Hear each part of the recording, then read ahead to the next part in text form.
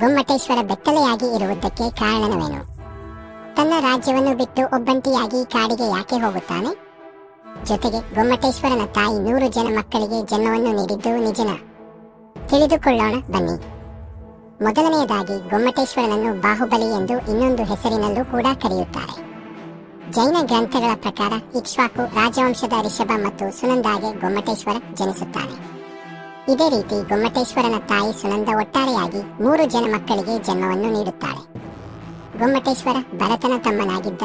ಆದರೆ ಗೊಮ್ಮಟೇಶ್ವರ ವೈದ್ಯಕೀಯ, ಬಿಲ್ಲುಗಾರಿಕೆ, ಪುಷ್ಪ, ಕೃಷಿ ಹೀಗೆ ಯುದ್ಧಕ್ಕೆ ಸಂಬಂಧಪಟ್ಟ ಎಲ್ಲ ವಿದ್ಯೆಗಳನ್ನೆಲ್ಲ ಕಲಿತು ಗುರುಗಳು ಕಲಿಸಿದಂತ ಶಾಸ್ತ್ರಗಳಲ್ಲಿ ಕೂಡ ತುಂಬಾ ನಿಪುಣನಾಗಿದ್ದ. ದಿನ ಕಳೆದಂತೆ ರಿಷಭನಿಗೆ ಅಂದ್ರೆ ಗೊಮ್ಮಟೇಶ್ವರನ ತಂದೆಗೆ ವಯಸ್ಸಾಗುತ್ತಾ ಹೋಗುತ್ತೆ.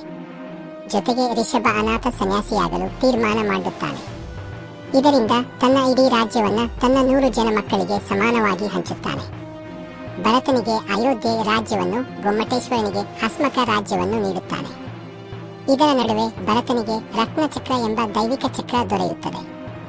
ಈ ಚಕ್ರ ದೊರೆತ ನಂತರ ಭರತ ಚಕ್ರವರ್ತಿಗೆ ದುರಾಸೆ ಹುಟ್ಟುತ್ತದೆ.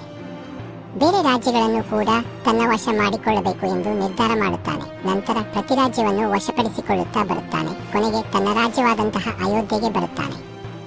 ಆದರೆ ಆ ರತ್ನ ಚಕ್ರವು ಅರಮನೆಯ ಬಾಗಿಲಲ್ಲೇ ನಿಂತು ಬಿಡುತ್ತದೆ. ಆಗ ರತ್ನ ಚಕ್ರವು ದ್ವಾರದಲ್ಲಿ ನಿಂತಿದೆ ಅಂದ್ರೆ ಅದರ ಅರ್ಥ ನನ್ನನ್ನು ಇನ್ನು ಕೆಲವರು ಚಕ್ರವರ್ತಿಯಾಗಿ ಸ್ವೀಕರಿಸಿಲ್ಲ ಅಂತ ಅಂದುಕೊಳ್ಳುತ್ತಾನೆ. ಆಗ ಮಂತ್ರಿಯೊಬ್ಬರು ಬಂದು, ನಿಮ್ಮ ಸ್ವಂತ ಸಹೋದರರೇ ನಿಮ್ಮನ್ನು ರಾಜನಾಗಿ ಒಪ್ಪಿಕೊಂಡಿಲ್ಲ ಎಂದು ಹೇಳುತ್ತಾನೆ. ಆಗ ಅವರ ರಾಜ್ಯಗಳನ್ನೆಲ್ಲ ನನಗೆ ಒಪ್ಪಿಸಬೇಕು ಹಾಗೂ ನನ್ನನ್ನು ರಾಜನನ್ನಾಗಿ ಸ್ವೀಕರಿಸಬೇಕು ಎಂದು ಆದೇಶ ಪತ್ರವನ್ನು ಕಳಿಸುತ್ತಾನೆ. ಅಣ್ಣನ ಕೋರಿಕೆ ಮತ್ತು ಆಜ್ಞೆಯನ್ನು ಮೀರಬಾರದೆಂದು ಅವನ ಎಲ್ಲಾ ಸಹೋದರರು ಭರತನಿಗೆ ಅವರ ರಾಜ್ಯಗಳನ್ನು ಒಪ್ಪಿಸಿ ಅವನನ್ನು ರಾಜನನ್ನಾಗಿ ಸ್ವೀಕರಿಸುತ್ತಾರೆ. ಆದರೆ ಗೊಮ್ಮಟೇಶ್ವರ ಮಾತ್ರ ತನ್ನ ಅಣ್ಣನ ಪತ್ರವನ್ನು ನಿರಾಕರಿಸಿ, ನಾನು ಭರತನನ್ನು ನನ್ನ ಅಣ್ಣ ಎಂದು ಗೌರವಿಸುತ್ತೇನೆ, ಆದರೆ ನನ್ನ ಪ್ರಭು ಎಂದಲ್ಲ ಎಂದು ಘೋಷಣೆ ಮಾಡುತ್ತಾರೆ. ಇದರಿಂದ ಕೋಪಗೊಂಡ ಭರತ ಬಾಹುಬಲಿಯನ್ನು ಯುದ್ಧಕ್ಕೆ ಆಹ್ವಾನಿಸುತ್ತಾನೆ. ಇವರಿಬ್ಬರ ಯುದ್ಧದಿಂದ ಸಾವಿರಾರು ಸೈನಿಕರು ತಮ್ಮ ಪ್ರಾಣವನ್ನು ಕಳೆದುಕೊಳ್ಳುತ್ತಾರೆ. ಇದರಿಂದ ಮಂತ್ರಿಗಳು ಸೈನಿಕರನ್ನು ಮತ್ತು ಆಯುಧವನ್ನು ಬಳಸದೆ ನೀವಿಬ್ಬರೇ ಹೋರಾಡಿ ಗೆಲ್ಲಬೇಕು ಎಂದು ಹೇಳುತ್ತಾರೆ. ಹೀಗೆ ಭರತ ಮತ್ತು ಬಾಹುಬಲಿಯ ನಡುವೆ 3 ಸುತ್ತಿನ ಯುದ್ಧ ನಡೆಯುತ್ತದೆ. ಅದರಲ್ಲಿ ಮೊದಲನೆಯದು ದೃಷ್ಟಿ ಯುದ್ಧ, ಎರಡನೆಯದು ನೀರಿನಲ್ಲಿ ಯುದ್ಧ. ಇವೆರಡರಲ್ಲಿ ಭರತ ಬಾಹುಬಲಿಯ ಎದುರು ಸೋಲುತ್ತಾನೆ. ಇನ್ನು ಕೊನೆಯ ಸುತ್ತಿನಲ್ಲಿ ಕುಸ್ತಿ ಮಾಡಬೇಕಾಗಿರುತ್ತೆ. 2 ಸುತ್ತಿನಲ್ಲಿ ಸೋತಿದ್ದ ಭರತ ಈ ಬಾರಿ ಏನಾದರೂ ಮಾಡಿ ಬಾಹುಬಲಿಯನ್ನು ಸೋಲಿಸಲೇಬೇಕು ಎಂದು ತೀರ್ಮಾನ ಮಾಡುತ್ತಾನೆ. ಕುಸ್ತಿ ಶುರುವಾಗಿ ಗಂಟೆಗಳ ಕಾಲ ಸೆಣಸಾಡುತ್ತಾರೆ. ಆದರೆ ಮಲ್ಲಯುದ್ಧದಲ್ಲಿ ಇನ್ನೇನು ಭರತನನ್ನು ಸೋಲಿಸುತ್ತೇನೆ ಎಂಬ ಸಂತಸದಲ್ಲಿದ್ದ ಬಾಹುಬಲಿಗೆ ವಾಸ್ತವದ ಅರಿವಾಗುತ್ತದೆ. ತಾನು ಹೋರಾಡುತ್ತಿರುವುದಾದರೂ ಯಾರ ಜೊತೆಗೆ?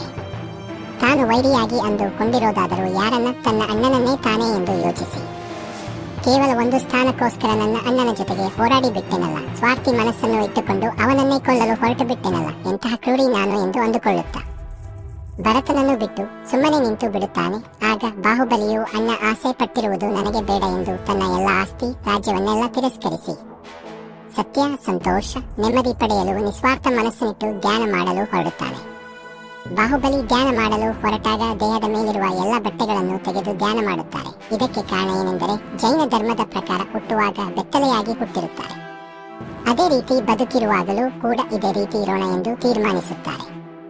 ಇದೇ ಕಾರಣದಿಂದ ಬಾಹುಬಲಿ 1 ವರ್ಷದವರೆಗೆ ನಿಂತುಕೊಂಡೇ ಧ್ಯಾನ ಮಾಡುತ್ತಾರೆ. ಈ ರೀತಿ ಬೆತ್ತಲೆಯಾಗಿ ನಿಲ್ಲುವುದರಿಂದಲೇ ಬಾಹುಬಲಿ ಗೊಮ್ಮಟೇಶ್ವರ ಎಂದು ಹೆಸರು ಬಂದಿರುವುದು. ಇಷ್ಟು ಕಠಿಣವಾಗಿ ತಪಸ್ಸನ್ನು ಮಾಡಿ ತನ್ನ ಧ್ಯಾನದ ಫಲವಾಗಿ ದುರಾಸೆ, ಅಸೂಯೆ, ಅಹಂಕಾರಗಳನ್ನು ತೊರೆದು ನೆಮ್ಮದಿ, ಸಂತೋಷವನ್ನು ಗೊಮ್ಮಟೇಶ್ವರನು ಪಡೆದುಕೊಳ್ಳುತ್ತಾರೆ. ನಂತರ ಅನೇಕ ವರ್ಷಗಳ ಹಿಂದೆ ಚಾಮುಂಡರಾಯರು ಕರ್ನಾಟಕದ ಶ್ರವಣಬೆಳಗೊಳದ ಪವಿತ್ರ ಬೆಟ್ಟದ ಮೇಲೆ ಗೊಮ್ಮಟೇಶ್ವರ 57 ಅಡಿ ಎತ್ತರದ ಏಕಶಿಲಾ ಪ್ರತಿಮೆಯನ್ನ ಸ್ಥಾಪನೆ ಮಾಡುತ್ತಾರೆ. ಪ್ರತಿ 12 ವರ್ಷಗಳಿಗೊಮ್ಮೆ ಗೊಮ್ಮಟೇಶ್ವರನಿಗೆ ಅಭಿಷೇಕ ಮಾಡುತ್ತಾರೆ.